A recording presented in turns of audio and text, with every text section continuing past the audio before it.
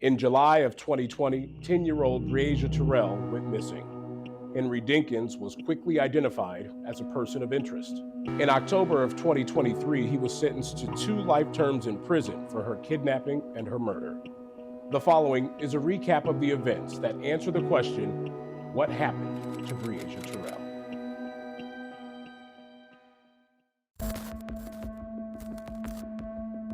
What were you thinking when you woke up and you notice Bree's gone, Henry's gone, and you're looking around the apartment? That he took her. A star on the 180 basketball team, a student at Wilson Elementary School, and a daughter. All different ways to describe 10-year-old Breasia Terrell. Her disappearance struck a nerve in the Quad Cities community, with so many search parties and Facebook groups all wanting justice for Breasia. This has been kind of weighing heavily on everybody's mind, and mostly maybe because she's a 10-year-old. And people can look at her beautiful smile and they connect with that. I'm really sad for that little girl's family. And I mean, I understand if I was in their shoes, I'd be very frustrated and I'd be upset too. So, I mean, I hope to God it comes out to she's safe, because this is a very sad situation. There was a sense of urgency about this case from the very beginning. This little girl disappeared basically in the middle of the night, and no one knew who to point fingers at, but I can tell you there was a lot of finger pointing going on. We really don't know. So we don't know. We're absolutely going. We're trying to find her. We all want to find her alive.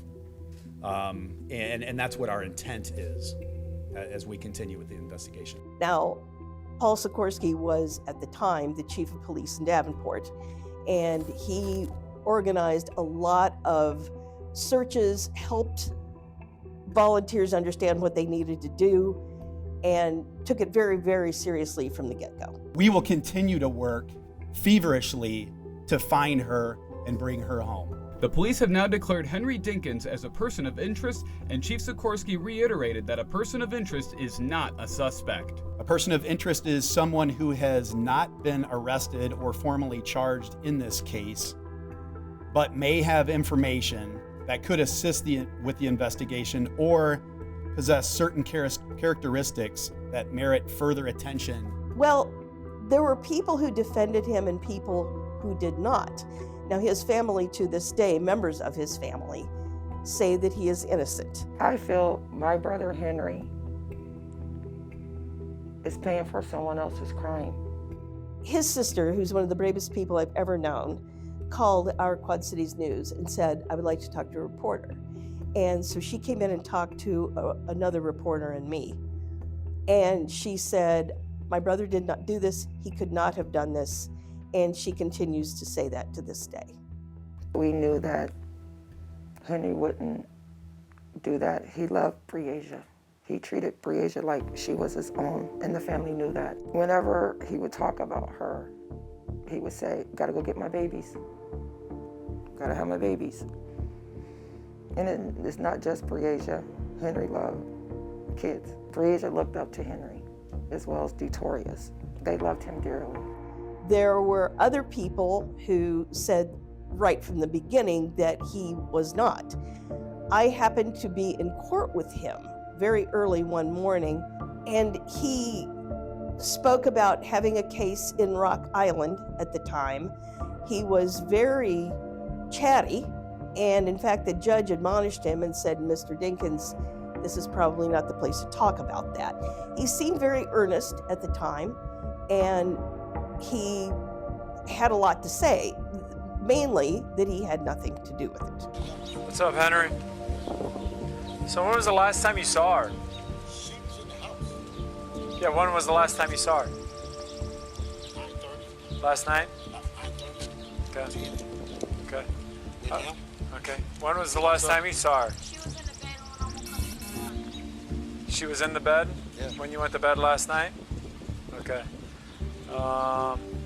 This is crazy, man. This is like, you know what I'm saying? I know she hysterical, big brother. Yeah. D-I-N. K-I-N-S. Your date of birth, Henry? August 2nd, 72. Is this your home address? No. What's your address? It's down by Boston Marina. I just I just know that. You don't know your I don't know the address? full address. Do you know your phone number? Hell no, I don't think know that. I swear to God, I don't. Henry, you don't know where your daughter is. You don't know your address. And you don't know your phone number. No, for real. I'm finna So, give it to you now. So volunteers in the community really responded to the idea of this little girl being missing. And some people thought, well, she's hidden somewhere, she is hiding somewhere. You know, people thought that maybe she had run away. There were other people who thought that someone had given her or sold her to someone else whose name wasn't involved yet in this search. Quad Cities Missing Persons Network organized many searches, and people found out all over the place. There were searches in Clinton, there were searches in Davenport. People really got into helping with this. People, I think, who had never helped with anything like this before, because when you say this child is missing, you think, what has happened to her? You know, has she befallen some terrible fate? Was there an accident? Did someone do something terrible to her? It's actually kind of sickening. I don't have any kids of my own, but that stuff's is like never good to hear. We've counted 347 volunteers that have come through this point and registered. That's how many volunteers have come out to Lowmore Community Center since they opened their location a few days ago. Overall, it's approximately, and this is just a guess, about a 26 square mile. So we're taking some time to cover those areas. Most of these people that are here don't know the family at all. I certainly don't know them, but if I have grandkids myself and kids, if one of my kids were gone or grandkids, I'd want somebody out helping. It's important for our community to surround this family and this child and be a part of the search to bring her home. Hope they know that their community is surrounding them in prayer and in action, and that we are just like them, hoping to bring her home, and that we are keeping them all in our thoughts and prayers. Sincerely appreciate volunteer efforts to help find this missing girl. They're able to cover a lot of ground. They're able to do things that we don't have enough personnel to do. So the more people come out, the more ground gets covered, and the more possibilities of finding her. Well, the one I remember the most, I happened to pull up in the area of Mr. Dinkins' apartment, and there were a flock of people, an awful lot of people getting into cars. Some had signs, you know, find Breasia, that sort of thing. But they were all heading to Fedgeberry Park in Davenport. I remember this vividly. And I followed them out there and was able to talk to Aisha Langford, Breasia's mother, just a few hours really after, or a couple of days, it hadn't been very long after Breasia went missing. And I saw her little brother there and a lot of friends and neighbors who had joined in the search. And the last place I seen her was actually just back here, which I actually be here on her birthday, December 4th too, as well, with some balloons and things from where I last physically seen her at back here. I definitely appreciate them out here taking the time and the effort to actually put in the work out here with the t-shirts, the hats, the posters. You know, my family behind me, we also bought ours because, I mean, we definitely standing with them for sure. You know, it's still, where's Breasia, and bring her home. A couple of dogs were brought in. The dogs are being trained to work with law enforcement, and they were set out, dispatched to look for any sign of this little girl, and nothing was turned up on that day. And I remember thinking, boy, you know, this is getting more serious by the moment. She's been reported missing for 2 days now. I remember thinking this isn't going to end well, but hoping against hope that it would. It definitely made me nervous. I mean, my stomach, you know, it definitely kind of bubbled a little bit because, I mean, to come back to this place after 127 days is definitely rough. But, I mean, I'm here because the community gathered together and, you know, we're actually showing our support as well. The night that Breasia went missing, she went with her half-brother. Her brother, in other words, is Henry Dinkins' son. So he was going to go stay overnight with his dad and his dad's girlfriend. She said, "Can I come along?" And she went with the little boy. So there were 4 people in the apartment. There was Mr. Dinkins, his girlfriend, Breasia, and her brother, Dinkins' son. The woman who is Dinkins' or was, Dinkins' girlfriend, worked as an online consultant and had the equipment in an office to answer calls. And Breasia really liked that. She thought that was great. And she thought that that's something she would like to do.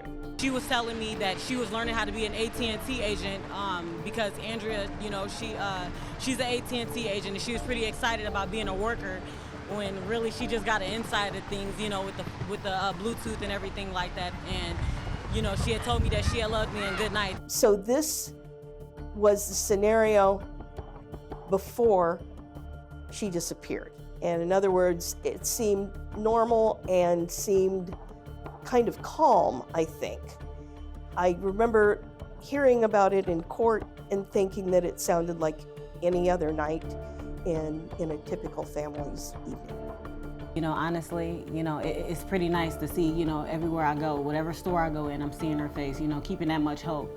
You know, the schools, you know, I see some of the trick-or-treaters out passing a couple of flyers out with some candy, you know, that type of stuff, you know, it makes me smile, regardless of the negative things that they have to say about me, because, I mean, at the end of the day, it's not about Aisha Langford, it's about Breasia Terrell.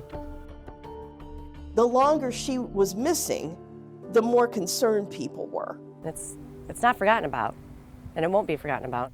It's no stone left unturned, and we will do whatever we can with whatever information we're given to you know, bring her home. Obviously, we don't have a set location of where we could be searching to, you know, help, but we do provide, you know, safety tips for them. We do as much as we can to help them steer them in a different direction or get them to a direction, but, you know, with no actual known location, it's really hard to, you know, provide that information. Kenny says the most important thing to do now is to be there for the family. Keep their spirits up and you know, let them know that everybody's doing what they can at this point to, you know, just be there for them and bring Breasia home, and hopefully it's a good outcome for everybody.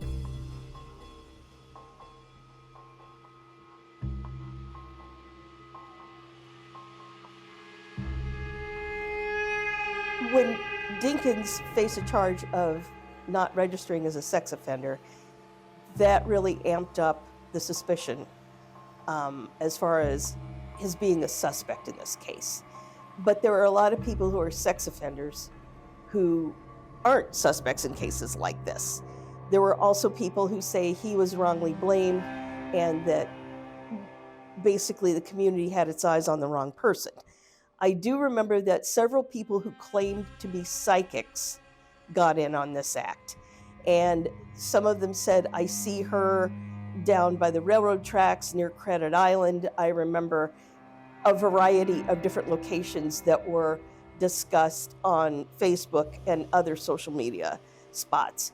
And the people who are so-called psychics, several of them were very sure of what they were talking about.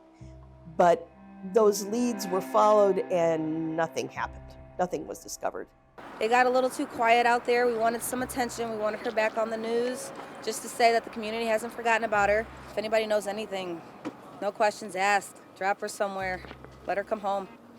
I think social media kept this alive, and probably journalists kept this alive too. People like me and my colleagues who would report it's been a month now, it's been 2 months now, it's been 3 months now. We kept the community apprised of the time that had gone by since she disappeared. The last few months have been the longest of Aisha Langford's life. It's been hectic. I mean, for all these seasons to come, and you know, she's still not here. There's been more than 4 months of praying for her daughter's safe return, with searches coming up empty and questions with no answers. It's about, you know, getting her word out and getting her face seen and keeping her name everywhere. She says she recently began counseling after rampant rumors and allegations began swirling on social media. It definitely hit a hard spot for me. To help her get through tough times, she turns to her purple notebook, which is her daughter's favorite color. Yeah, it's a lot of peace for me. Yeah, a whole lot of peace. Nearly every one of the 123 days since her daughter went missing, Langford writes letters to Breasia, Dinkins, and documents every detail leading to her daughter's disappearance. I write in my book a lot so that when she comes home, she'll be able to know, like, oh, well, you know, this is what my mom was going through. This is what she was thinking. And when my hands get tired, I just type in my phone. She still holds on to hope that she'll one day be reunited with her daughter. I mean, I think about it every day. I write about it every day. I can't wait. I can't wait until she's like actually in my arms. You know, her birthday's coming up next month, you know, and the kids' birthdays, you know, like those type of things are definitely touchy. But she says she has to be strong for Breasia. I mean, just keeping that faith alone, I mean, that's enough to push me on. There will be families affected greatly by our discovery yesterday. A night of fishing turns into a horrible discovery.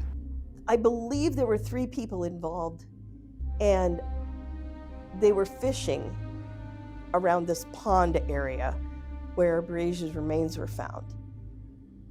The first man who saw what was there didn't really think it was real, and the other ones looked at it and they talked and called the police.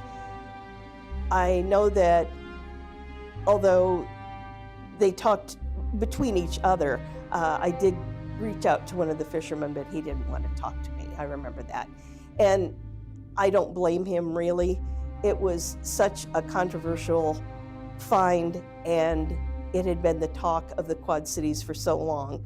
I don't blame him for not wanting to talk to a reporter. The 2 local fishermen discovered what was believed to be human remains. When deputies arrived on scene, they immediately notified our investigations unit, the command staff from the Clinton County Sheriff's Office. They were found in a rural area near Kunow Implement Company around 6:30 Monday night. Davenport police were also called to the scene. We've been conducting an investigation for some 10 months on a missing young lady, so we're certainly interested in this discovery as well. That young lady could be 11-year-old Breasia Terrell. She has been missing since last July, 10 months ago. Clinton County was one of the search areas from the start. Police can't say yet if it's her. The Department of Criminal Investigation is also investigating. Special Agent Richard Ron says that it could be a while before the remains are identified. We're estimating, or at least hoping anyway, they'll be anywhere between a week to 2 weeks at best, because these things take time and we want to make sure that they are done correctly. Police won't confirm anything specific about what they found. We are not able at this point in time to be able to identify the remains, whether it be gender or race at this point. I was uncertain it was her because it was near DeWitt, and I thought, why would her body be discovered near DeWitt? That doesn't make any sense. This is a case involving Davenport people and people who reside in Davenport. What would she be doing out there? At the same time, I could tell by the way police were acting that there was going to be something of substance to this discovery. We've received confirmation that the remains are those of Breasia Terrell. When the identity was confirmed after an autopsy was performed, Davenport police held a news conference, and that was full of reporters, full of editors, people who wanted to get this news out to the public as soon as possible. It was really, really somber, and I remember police officers choking back tears and signs of emotions as they talked about what they had found. This news is heartbreaking to both Breasia's family and our Davenport community. Our deepest sympathies and heartfelt prayers are with all of those who are affected by this tragic loss. Oh man, that's just terrible. I mean, we always hoping for the best, but you know, that's just terrible. Trying to pull together that, all we can do. She's my friend's daughter, so it really hits home for me. I actually broke down a few times today because of it. I kind of felt like, you know, this had been the outcome for a while. Didn't want to hope that, but unfortunately with this circumstance, it really touches home. It was very, very emotional and highly charged in that now we've found her We know where she is. We believe in justice has been done. Let's get whoever did this to her. This now turns, I guess, officially in our eyes into a homicide investigation. One of the things I'll tell you is we've been conducting this investigation over the last 9 months as if it was. We also understand the desire to see the perpetrator of this crime brought to justice. A smile that has been everywhere these past 8 months. And now that she's been found, more questions come up. Now people are saying, we want justice. Justice for a life taken too soon. This person was innocent, so innocence stolen. The funeral will not be an open casket. You won't be able to see the person and say goodbye and touch them one last time. You're not able to do that. So you still have that void, that empty place in your heart that will never go away. I think that the why has never really been established. And I still wonder to this day exactly what happened. It's a wait-and-see attitude. I mean, you can come up with conjecture, you can say this is what happened and this is how it happened, but until you know the full facts, it's fruitless to try to push yourself forward and solve a case. Even though everybody thinks they know who did it, that may not be the case. So we have to allow the investigators to do their job. The police officers were troubled by what they had seen. It was not a pleasant sight. I have seen pictures of the remains, and I can tell you that there had been several seasons that had passed since she had been placed there. So what was left was not recognizable instantly as a person. This is a little girl, and I think every police officer either knew a little girl or had known one of their own, and it was devastating to them. It was really emotional. She was loving, caring, nice, funny. Peyton was Breasia's closest friend. Losing her has been one of the most difficult things she's ever been through. She was my best friend. We went to school together. We did everything together, and it was just too hard for me to see her go like that. In her honor, they got customized sweaters with pictures of Breasia. We thought it would be a nice thing to do because we loved her so much. Dozens showed up to Centennial Park to pay their respects. Many of us may not have known her, but known that she was a lovely child. She loved basketball from what I've seen. So that's why I felt like it was important for us to be here today, because it could be one of our own. We brought a balloon and just a stuffed animal, just a way to kind of pay our respects and say goodbye. Mulha Hefi Dior organized walks when Breasia first went missing. There's people out there that really means her well and mean them well, and we're very supportive of the family, and we want her to see us standing here for the gift that she has given us, her daughter. Peyton finds comfort in knowing her community loves her best friend. It means a lot, to be honest. Just seeing how loved she was and how much the community cared for her.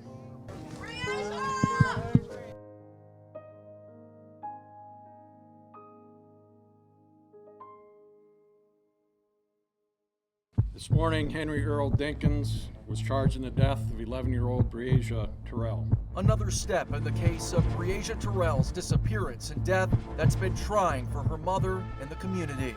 We cannot imagine the grief and pain she must experience, and our thoughts and our prayers remain with her and Breasia's family.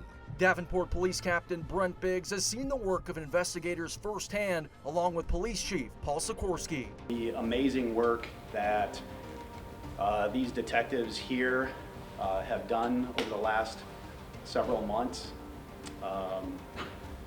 it's amazing, and its quality as well. Partnering with organizations like the Quad City Missing Persons Network and pursuing tips from people wanting to help find answers. Community members have spent hundreds of hours searching alongside law enforcement and on their own, looking for Breasia in Scott County and in Clinton County. Knowing there's plenty more work to be done to bring Breasia justice.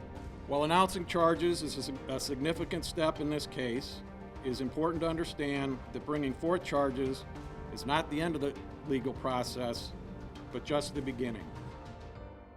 And you continue to stand beside Henry? Oh, definitely. Definitely. I stand by what's right. I don't stand on sides.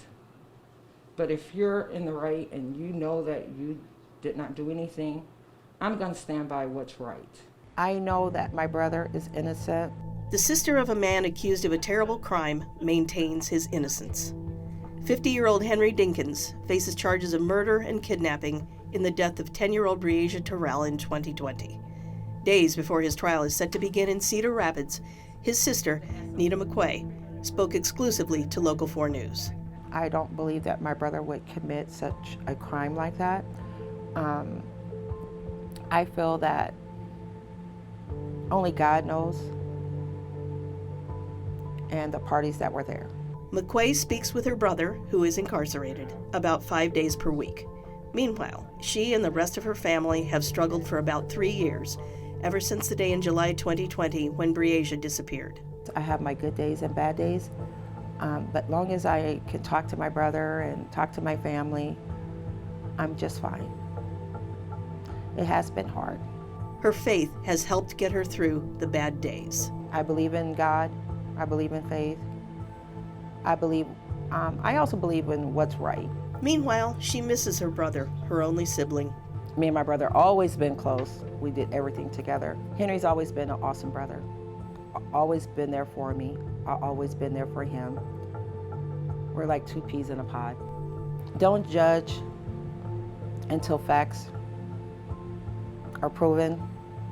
No one's guilty until proven. Henry is not this monster that they portrayed him to be. He's not that. We all make mistakes in our life, and we all have done good, bad, and the ugly. Polishing the photo board that shows the little girl kept in the hearts of so many in the Quad Cities since she disappeared in July of 2020, Breasia Terrell's mother, Aisha Langford, has waited and waited for this day. It's nerve-wracking a bit. It's emotional, but it means everything to me right now because I've been waiting for this day. I've been waiting 3 years. The sign in Breasia's family greeting some of the supporters who've come to the courthouse for the beginning of the trial. I spoke to a few of them. I got a couple pictures of them. I'm thankful that they're actually here. You know, I wish that there was a lot more. You know, everybody said that they was looking for this day, and we out here, and I wish they could come out here and scream it with us too. Aisha's on the witness list for the trial of Henry Dinkins, a man she shares a son with who's now accused of killing her daughter. I'm so happy to finally be here because I can't wait until she get the justice that she deserves and we get her back and we able to kind of, you know, start healing just a little bit more. Aisha is grateful the trial has moved back to Scott County from Lynn County so more friends and family can be there to support them during the trial.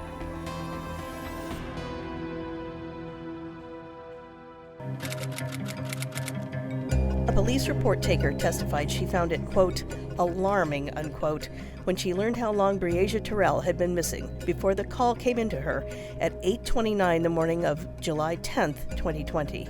The prosecution worked on establishing Dinkins was with Breasia, his girlfriend, and his son the night before she was reported missing. Sergeant Jeffrey Pfeiffer with Davenport Police was the first witness to take the stand and led the initial investigation. It was important to me to make sure we had resources secured, and the upper command of the police department began reaching out to surrounding agencies and looking for support because this incident was clearly not like anything else that we had encountered. We are not showing DL on camera because he's a minor. The boy said he believes his father, Henry Dinkins, took his half-sister, Breasia Terrell, because she was gone when DL woke in the Davenport apartment Dinkins shared with his girlfriend. He ate, and then he laid down getting ready for bed. Where were you kicked? On my leg. When you say you woke up just a little bit, was it kind of very brief when you fell back asleep? Yeah. When you woke up the second time, what did you notice? That she was gone. What were you thinking when you woke up and you notice Bree's gone, Henry's gone, and you're looking around the apartment? That he took her. DL was asked about his father's behavior. What did he do when he came back? The first time you saw him? He came back, he grabbed something, I don't know what he grabbed, and he left. At some point, did you start to cry? Yes. Was it at that point that you started to cry? Yes. Why were you crying? Because she wasn't there. When you say she, who are you talking about? My sister. Earlier Friday, Davenport Police Sergeant Jeffrey Pfeiffer faced cross-examination about Henry Dinkins' movements in the hours before Breasia was reported missing, with Dinkins' Chevy Impala the focus of that questioning. Because you understand, you have no evidence, and correct me if I'm wrong, you have no evidence, no witness, no video, no pictures that puts Breasia Terrell in that Impala that night. Andrea Culberson provided information that when she looked out the window, Breasia was next to that Impala in the overnight hours of, early morning hours of July 10th with Henry Dinkins when he had came back to the apartment. Andrea Culberson shared the apartment with Dinkins, where Breasia and her brother were brought to spend the night. An FBI agent was also on the stand Friday afternoon. He's a member of the FBI Cellular Analysis Survey Team. The prosecution is using his testimony to establish where Dinkins was in the hours before reporting Breasia missing. The prosecution also brought another witness who was a former Davenport police detective. He testified about mud, soil, and grass on the bottom of Dinkins' Impala, consistent with a car having been driven off-road. A second day of testimony from the boy who is Henry Dinkins' son and Breasia Terrell's half-brother. The testimony centered on a trip to Walmart in Clinton that led to a dirt road. What did the two of you do when you got to the RV? He opened the trunk of the purple Impala and he grabbed out a bloody knife. What did he do with the knife once he grabbed it? He wiped it off with bleach. Defense attorneys and the boy clashed in cross-examination about how Breasia was killed. I don't know. You don't know? No, you're making me mad and upset. I understand that. You don't know or you don't recall? I don't recall. Breasia's mother, Aisha Langford, also took the stand, talking about the circumstances surrounding the night Breasia disappeared. I called 911 and I told her that my daughter was missing. Dinkins said that, he woke up and she just wasn't there. Later Monday afternoon, Andrea Culberson, who shared an apartment with Dinkins, testified Breasia and DL came to the apartment July 9, 2020, and played video games along with her and Dinkins, who was Culberson's boyfriend at the time. Culberson said Dinkins and Breasia were gone when Culberson got up to go to the bathroom about 3 a.m. Culberson testified she stayed up until about 3:30 a.m. when she heard Dinkins come in. He went to a closet and grabbed something, she said. She looked out the window and saw Breasia standing by Dinkins' car. Under questioning from the defense, Culberson said she had plenty of opportunities to ask Dinkins where Breasia was, but she didn't. Under questioning from the prosecution, she said she regrets that every day.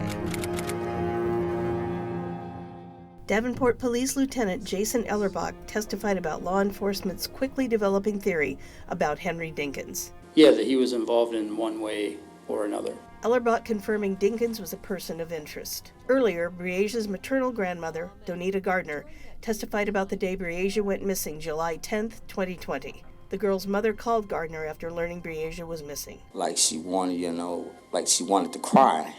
And we heard more about Dinkins' Chevy Impala and what investigators thought of the contents of the truck. Were there items in the trunk that seemed a bit disturbing to you? Yes. Describe.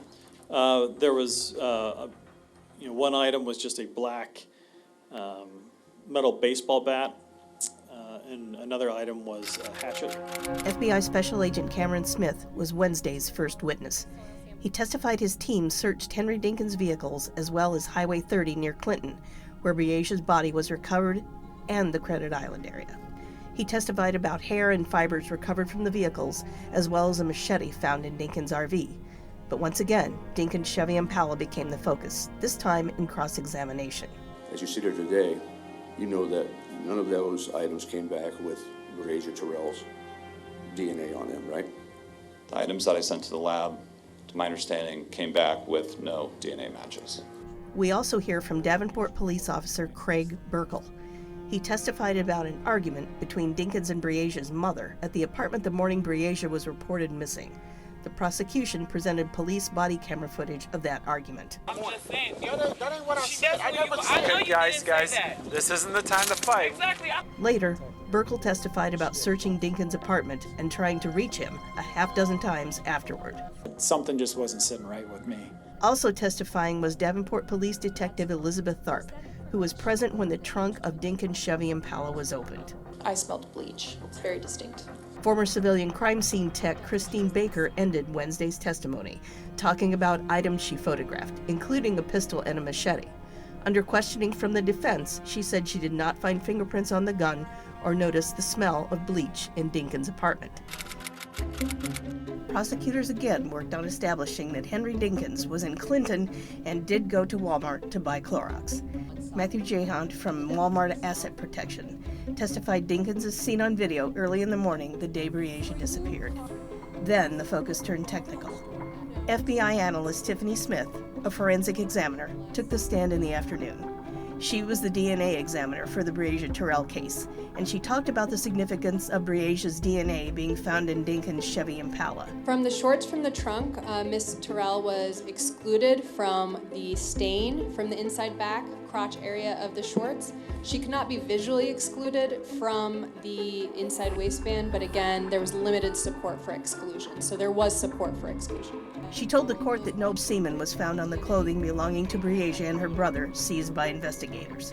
She also testified no blood was detected from swabs on the bathroom sink, kitchen sink, foam padding, or machete found in Dinkins' motorhome. Then the defense asked her about DNA in Dinkins. There was no DNA, unlike Mr. Dinkins, from either of those items. And that statement allows me to assume there was no female DNA. That is correct. There's no female or male DNA detected. One item matched Breasia's DNA, a pair of underwear in the plastic bag of clothing, she told the court. Henry Dinkins on video with lead detective Evan Obert of the Davenport Police Department. Dinkins told Obert Breasia Terrell's disappearance was unusual. And it's kind of odd because I never known Bree to ever leave, ever. You know what I'm saying? Never, ever leave. It was just odd, you know what I mean? And when I realized, you know what I'm saying, like I said, I was looking around. Questioning continued, with Dinkins' interaction with Breasia's mother of interest to the detective. She was at work, and she was like, hey, Bree's missing. She's like, well, stop playing with me. You know what I'm saying? Stop playing with me, Henry. I'm like, man, no, I'm not playing, I'm for real. And she was like,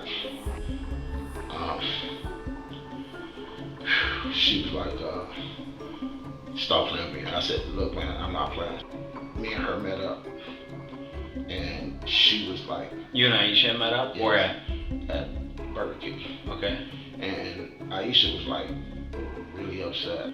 You're responsible, you know, and it made me feel so bad because, you know, I am responsible, you know what I mean? Mm-hmm. But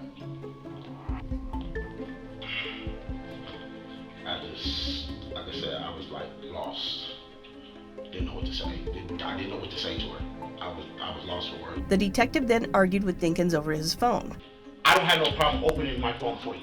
You know what I'm saying? I really don't. Okay. I don't have nothing to hide in my phone from you. Prosecutors also played surveillance video from a quick shop at about 3:30 the morning Breasia disappeared, saying it shows Dinkins putting gas in a Chevy Impala and buying cigarettes. Then late Friday afternoon, the prosecution played video they say shows Dinkins leaving the Clinton Walmart with 2 bottles of Clorox minutes after the store opened the morning Breasia disappeared. Davenport Police Detective Evan Obert again was on the stand. Prosecutors using surveillance videos to track Dinkins' movements in the wee hours of July 10th of 2020, the day they believe Breasia was killed. Other video came from a Davenport police officer's body camera, showing Breasia's mother's reaction to possible evidence. It's 9:31 and I haven't heard from her. Defense attorney Chad Freeze asked Obert about his working theory about what happened. Shot her 3 times, front to back. And then he had to get out of there, get in his car, and go to leave. And by 4:30 a.m., that's when he gets pulled out of the ditch, right? Approximately, yes. And that's your working theory? Yes. Then Obert was asked about the testimony of DL, Dinkins' son and Breasia's half-brother. Obert testified DL did not at first say he saw his father shoot the girl. In my experiences with him, he can be a handful at times. Then testimony focused on a .38 revolver found in the pond near where Breasia's body was recovered. And so there is almost no paper trail. Matthew Dean was in the same pod as Henry Dinkins in the Clinton County Jail. Lead prosecutor Kelly Cunningham asked him about conversations with Henry Dinkins. He would state that they're never going to find her. He testified that Dinkins would always try to place blame, and Dinkins talked about a female who was involved in sex trafficking. He also talked about Breasia Terrell. He just said he was like a father to her. A second inmate who served time in Clinton County with Dinkins told a similar story. Mr. Dinkins said to me they would never find her. We also heard from the 3 fishermen who found Breasia's remains at a pond in Clinton County. Wasn't sure if it was real or not. Davenport Police Sergeant Jeffrey Pfeiffer then returned to the stand to describe the scene where the remains were found and a gun was recovered. Dr. Kelly Cruz is the forensic pathologist called by the prosecution to describe the autopsy and examination of Breasia Terrell's remains, which were recovered at a pond in Clinton County. On top of those 3 gunshot wounds, the projectile, the main thing that I noted was the severe decomposition of her body. Cruz also testified she found seashells and a bullet in Breasia's hair. The defense re-questioned Davenport Police Officer Sergeant Jeffrey Pfeiffer. We have no DNA at all putting Breasia Terrell in that car, right? Correct. Then testimony centered on a gun recovered from the pond. Michael Tate, a criminalist with the Iowa Department of Public Safety, identified the bucket the revolver arrived in for analysis. He testified that it was still in the water. Well, I got it out of the water, rinsed it off as much as I could, tried to remove any debris that I could so I could see if it would function. Under cross-examination, Tate said it's possible the bullets could be from a different weapon. Prosecutors played video of a police interview with Jared Brink.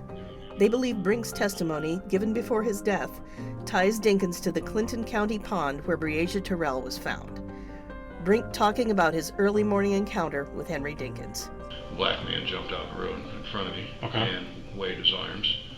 And I kind of checked all the other areas, so I didn't know where he came from. And I didn't see anybody else, so I stopped.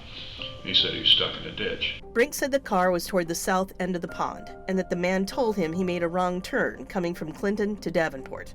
Brink used a chain to get the car out. The car was extremely clean inside. Davenport Police Detective Sean Johnson, who interviewed Brink in the video, continued his testimony for the state. He pointed to a map of the Kunow implement area where Brink said he pulled the car out. Johnson pointed to a photo of Dinkins that shows a mole near the right side of his nose, which Brink mentioned in his description of the man he helped. But the defense got Johnson to admit that Brink did not give a definitive date for when he pulled the man's car out. We then heard from Jennifer Pullen, a criminalist with Iowa DCI. She said the brush was dense around the remains. In the back there you can see the pond, and then the area where the remains are marked off with that yellow crime scene tape. During our debriefing, they mentioned that machete may have been used to cut branches. In earlier testimony, Dinkins' son, DL, said he saw his father with a machete the morning Breasia was reported missing. As Henry Dinkins sat in court for a 12th day, facing a murder charge, the prosecution called the criminalist to the stand. Some of the questioning of Brandon Stepanski centered on bleach, which the prosecution believes Dinkins used to cover up evidence of Breasia's death. Bleach is capable of breaking down. It's also soluble in water. And the defense cross-examined Stepanski about clothing, a white plastic bottle, and pieces of a white plastic bottle found at the scene. I was unable to come to a conclusion consistent with bleach. Next, the state called Michael Schmidt. He was assigned to build a DNA profile of a bone found on the site where Breasia's remains were discovered. He also examined clothing. These articles of clothing, I was screening for evidence of sperm or seminal fluid. He said he did not find sperm or seminal fluid on the clothing, and he also didn't find Breasia's DNA on the clothing. The defense rested on the 13th day of the Henry Dinkins trial in the case of the death of 10-year-old Breasia Terrell, without calling any witnesses, and after Davenport Police Detective Maureen Hammis testified. The prosecution also rested its case. Scott County Attorney Kelly Cunningham showed a video of Hammis's interview with D.L., Breasia's half-brother, who is a son of suspect Henry Dinkins and Aisha Langford. You haven't told me everything. I don't remember anything else. Chad Fries, Dinkins' attorney, cross-examined Hammis. And he went on to explain that he was mean because his dad lost his sister, right? Correct. Okay. I think kids don't remember everything at the time we want them to remember. Judge Henry Latham denied a motion for acquittal after Cunningham laid out a timeline of events the evening before and the day the girl was reported missing. And so there is nothing by way of what played out that night that would offer a reasonable explanation as to why an adult, non-father figure would take a female child out of that apartment. And he left with that child. That maroon Chevy Impala is gone, Mr. Dinkins is gone, Breasia is gone. She added there is no reason Dinkins would take Breasia to the RV, where the state asserts he sexually assaulted her. Cunningham said Dinkins had to kill Breasia so nobody would know what he did. Dinkins will not testify. Once she went down, that child went down. Scott County Attorney Kelly Cunningham describing Breasia Terrell's sleeping habits. Breasia and her half-brother, D.L., spent the night with Henry Dinkins and his then-girlfriend. Cunningham trying to make the case that Dinkins planned to sexually abuse and kill the girl. Why would you want to put a 4XL on a 10-year-old child? Taking her from his apartment while D.L. slept next to her. Breasia's body found months later at a pond in Clinton County. This fairy tale that they've spun. Dinkins' lead attorney, Chad Fries, arguing the prosecution has no physical evidence linking Dinkins to her death. From jump, this case was thought to be Henry Dinkins raped this little girl, but they didn't test for DNA. And they had no blood, they had no semen, and they had no trace evidence. Saying Dinkins is no killer. It was an execution. It was a terrible death. And think about the person that pulled the trigger. 1, 2, 3 times on a 10-year-old child. That takes a special kind of person to do that. That's not him. Dinkins appeared calm and focused in court, showing little emotion, but focused on testimony, as he has been throughout the trial. The judge said he would return with a verdict as soon as he could.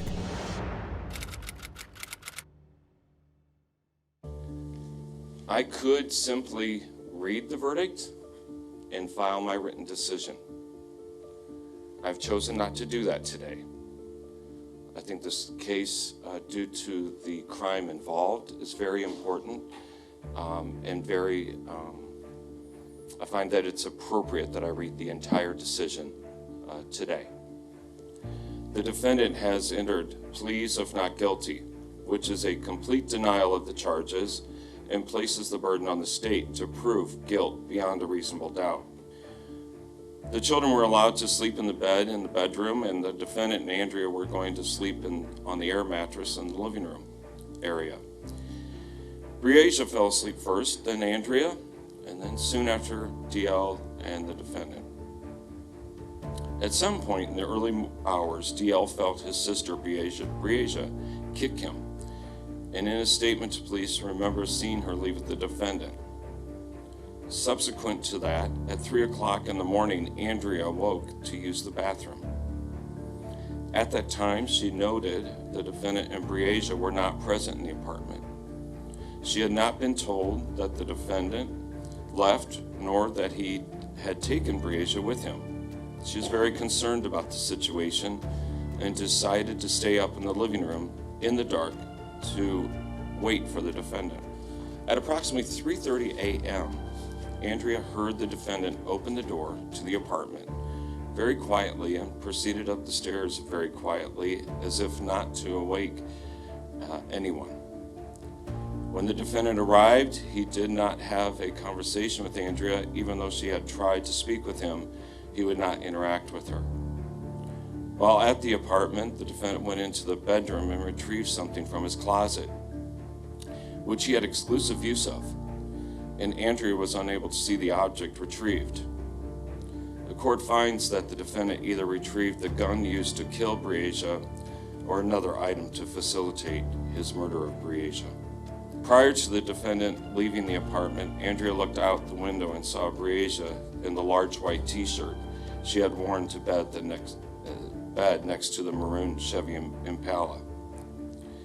The defendant then traveled to a quick shop on 53rd Street in Davenport. While at the quick shop, the defendant purchased $35 worth of gas, cigarettes, and a lighter utilizing a $100 bill. The evidence establishes the gasoline purchased was sufficient to fill the tank of the Chevy Impala he was operating. During this time at the quick shop, it is evident the defendant is ensuring that Breasia remains in the vehicle while he is inside the store. From the quick shop, the defendant then traveled to the pond located in Clinton, Iowa. The only truthful statement the defendant made during his interview with the police was that he went to the quick shop. The court finds none of the statements that the defendant made during the interview to be truthful in any respect. The court finds beyond a reasonable doubt the defendant was the last person seen with Breasia. He had taken custody of her, had no authority to do so, and removed her from the apartment from which he had authority to care for her, with the specific intent to inflict a serious injury upon her, knowing that he did not have the consent or authority of Breasia or her mother to do so. And as a result of that removal, Breasia suffered death, which is clearly a serious injury. The court finds beyond a reasonable doubt that Breasia was shot by the defendant and that she died as a result of being shot. And the defendant did this act with malice aforethought, and the defendant acted willfully, deliberately, and premeditatedly with all the specific intent to kill Breasia.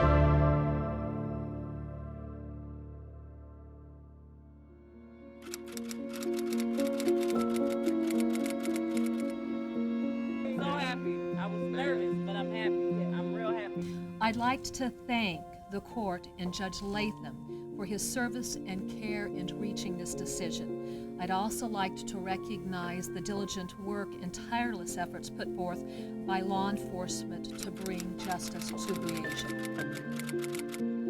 Justice for Bree! Justice for Bree! Justice for Bree! Where y'all at? Justice for Bree!